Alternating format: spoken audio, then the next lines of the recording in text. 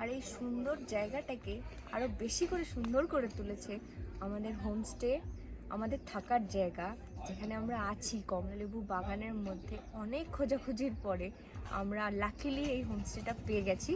তো আসুন আমাদের থাকার জায়গাটার সাথে আপনাদের পরিচয় করি।